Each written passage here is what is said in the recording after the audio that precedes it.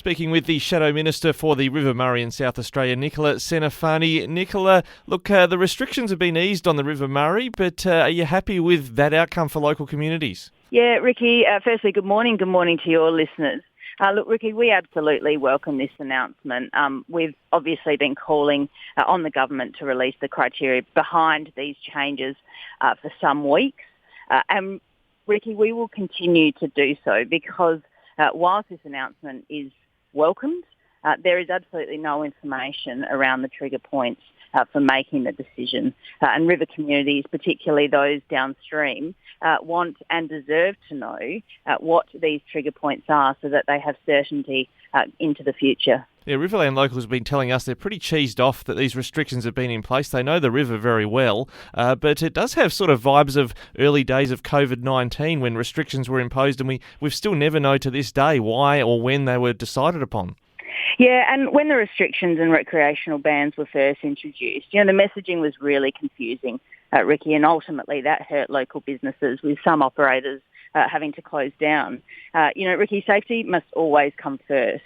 But some of these restrictions, particularly those that were placed on fishing, I believe were an overreach. It's essential that as these restrictions are wound back, the Malinowskis Labor government communicates these changes clearly so that all river users can make informed decisions going forward. We've had the government coming out less than 24 hours earlier saying conditions were such that restrictions couldn't be eased upstream, and then things rapidly changing, Ricky. And again, whilst we welcome the change, those of us who live along the river know that river conditions don't change that rapidly. So we're just asking the government to be transparent around the criteria. Has the government been caught out maybe not really understanding the operations of the Riverland when it comes to tourism? Even when I talked with Nick Champion, the Trade Minister, he was implying that safety must come first, as you've just said, but saying maybe book a holiday in the Riverland sometime in the future, when a lot of your representatives in the Riverland were saying from the Liberal perspective,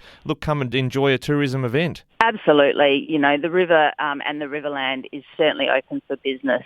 We are always encouraging people to come up and view the river in all of its magnificent glory that it is, and support our local businesses. It's absolutely critical, particularly at a time like now, that our businesses throughout the Riverland receive the support of South Australians. The State Parliament will resume sometime in February. What are you going to pursue in terms of getting some clarity about the decision-making processes for restrictions like these? Yeah, look, Ricky, the confusing rollout of these restrictions really has not been well received by local communities.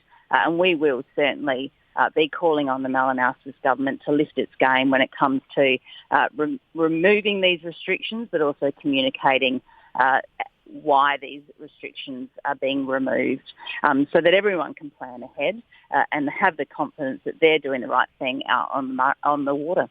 Nicola Centofanti, Shadow Minister for the River Murray, thanks so much for joining us this morning on Flow. Thanks, Ricky. Appreciate it.